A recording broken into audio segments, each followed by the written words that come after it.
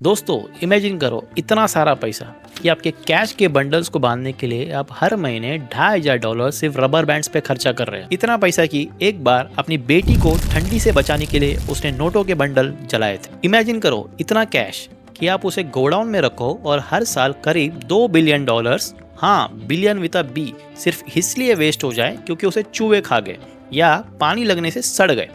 दोस्तों ये कोई फिक्शनल मूवी की स्क्रिप्ट नहीं है, ये सच्चाई थी कि ऐसे आदमी की जिसे दुनिया किंग ऑफ कोकेन, अल पात्रोन या सिर्फ पाब्लो एस्कोबार के नाम से जानती है। एक वक्त था जब फोर्ब्स मैगजीन ने उसे दुनिया का 7वां सबसे अमीर आदमी डिक्लेयर किया था, एक क्रिमिनल जो गवर्नमेंट से भी ज्यादा पावरफुल था। नमस्कार दोस्तों, आज के वीडियो में हम चलेंगे 1980s की कोलंबिया में और देखेंगे पाब्लो एमिलियो एस्कोबार गविरिया की पूरी कहानी। कैसे एक छोटा सा चोर बना दुनिया का सबसे बड़ा ड्रग लॉर्ड और कैसी हुई उसकी खौफनाक अंत। पाब्लो की कहानी शुरू होती है 1949 कोलंबिया के रियो नेग्रो में। फैमिली का बैकग्राउंड बहुत हम्बल था। पापा किसान थे, मम्मी टीचर थी और पैसे की तंगी हमेशा रहती थी। लेकिन पाब्लो का दिमाग बचपन से ही अलग डायरेक्शन में चल रहा था। उसने जल्दी समझ लिया था कि सीधे रास्ते पर चलकर अमीर होना मुश्किल है। कहा जाता है कि उसने अपनी क्रिमिनल लाइफ की शुरुआत कब्रिस्तान से टॉम जोन्स चुरा कर की, जिनका नाम मिटाकर वो उन्हें वापस भेज देता था।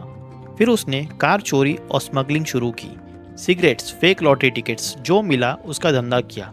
वो एक पक्का जुगाड़ू था। लेकिन 1970s आते आते पाब्लो को एक अपॉर्चुनिटी दिखी, एक ऐसा सफेद पाउडर जिसका क्रेज अमेरिका में बढ़ रहा था, कोकेन। उस वक्त कोकेन का बिजनेस छोटा मोटा था। पाब्लो ने देखा कि इसमें प्रॉफिट मार्जिन बहुत हाई है। बोलिविया और पेरू से सस्ता कोका पेस्ट लाओ, कोलंबिया में प्रोसेस करो, फिर उसको स्मगल करके मियामी यूएसए पहुंचा दो। पाब्लो ने सिर्फ स्मगलिंग नहीं की, उसने पूरा सप्लाई चेन अपने कंट्रोल में ले लिया। उसने पायलट्स खरीदे, पुलिस खरीदी और जंगल में बड़ी बड़ी लैब्स बनाई और यही से जन्म हुआ इनफेमस मेडेलिन कार्टेल का। 1980s के मिड तक पाब्लो एस्कोबार हर दिन, ध्यान से सुनिए, हर दिन करीब $60 मिलियन कमा रहा था। उसने अपने लिए हेसिएंडा नेपोलिस बनवाया। ये घर कम एक थीम पार्क ज्यादा था। इसमें अपना जू था जिसमें उसने अफ्रीका से एलिफेंट्स, जिराफ्स और हिप्पोस मंगवाए थे। और दोस्तों फन फैक्ट ये है कि उन हिप्पोस के वंश आज भी कोलंबिया में घूम रहे हैं। लेकिन इतना पैसा और पावर कैसे मेंटेन किया? पाब्लो का एक सिंपल रूल था जो पूरे कोलंबिया में फेमस हो गया, प्लाटा ओ प्लोमो। इसका मतलब है सिल्वर और लेड, या तो तुम मेरी रिश्वत लो या फिर गोली खाओ। जजेस, पॉलिटिशियंस, पुलिस ऑफिसर्स, सबके पास यही दो ऑप्शंस थे। लेकिन पाब्लो की पर्सनैलिटी का एक और साइड था।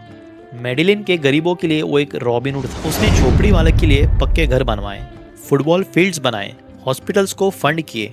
जहाँ गवर्नमेंट नहीं पहुंचती थी वहाँ पाब्लो का पैसा पहुंचता था।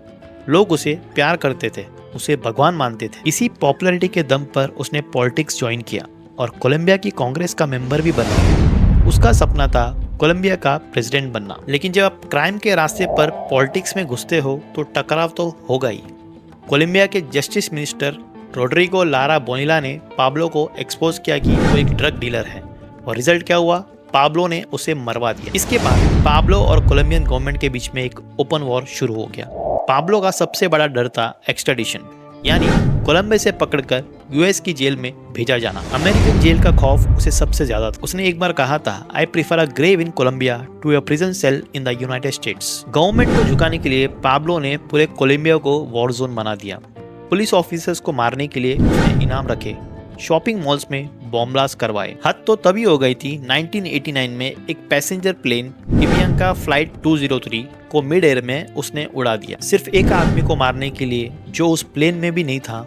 107 बेगुनाह लोग मारे। अब पाब्लो रॉबिन हुड नहीं, एक टेररिस्ट बन चुका था। इतने प्रेशर के बाद पाब्लो ने गवर्नमेंट के साथ एक डील की, वो सरेंडर करेगा लेकिन अपने शर्तों पर। उसने अपनी जेल खुद बनवाई, ला कैथेड्रल।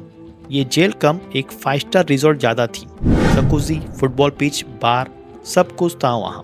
वो जेल के अंदर से ही अपना धंधा चला रहा था। जब गवर्नमेंट ने उसे नॉर्मल जेल में शिफ्ट करने की कोशिश की, पाब्लो वहाँ से भाग गया। दोस्तों अब शुरू हुआ दुनिया का सबसे बड़ा मैनहंट। पाब्लो के पीछे कोलंबियन पुलिस की स्पेशल यूनिट सर्च ब्लॉक थी, साथ ही यूएसए की डीईए और सीआईए भी इन्वॉल्व हो गई। और पाब्लो के दुश्मन ने मिलकर एक ग्रुप बनाया, लॉस पेपेस। लॉस पेपेस ने पाब्लो के एसोसिएट्स और फैमिली को टारगेट करना शुरू किया। पाब्लो अकेला पड़ गया था। वो हर रात अलग घर में सोता था और वो भाग रहा था। आखिरकार 2 दिसंबर 1993 पाब्लो का 44th बर्थडे था। उसने अपने बेटे से फोन पर थोड़ी लंबी बात कर ली। बस यही गलती हो गई। टेक्नोलॉजी ने उसका लोकेशन ट्रेस कर लिया मेडेलिन के एक मिडिल क्लास नेबरहुड में। और दोस्तों, सर्च ब्लॉक ने घर को घेर लिया। पाब्लो छत से भागने की कोशिश कर रहा था, गोलियां चली और दुनिया का सबसे बड़ा ड्रग लॉर्ड मारा गया। आज तक ये डिबेट है कि उसे पुलिस ने मारा या उसने खुद को गोली मारी ताकि वो पकड़ा ना जाए। पाब्लो एस्कोबार के मौत के बाद मेडेलिन कार्टेल खत्म हो गया, लेकिन ड्रग ट्रेड खत्म नहीं हुआ। बस दूसरे लोगों ने उसे टेक ओवर कर लिया। पाब्लो की कहानी हमें अट्रैक्ट करती है क्योंकि उसमें पैसा, पावर और थ्रिल है, बिल्कुल किसी मूवी की तरह। नेटफ्लिक्स के नार्कोस ने उसे आज की जनरेशन में पॉप कल्चर आइकन बना दिया। लेकिन दोस्तों, हमें ये नहीं भूलना चाहिए कि उसकी वजह से हजारों बेगुनाह लोग मारे गए। उसने अपने देश को बर्बाद कर दिया था।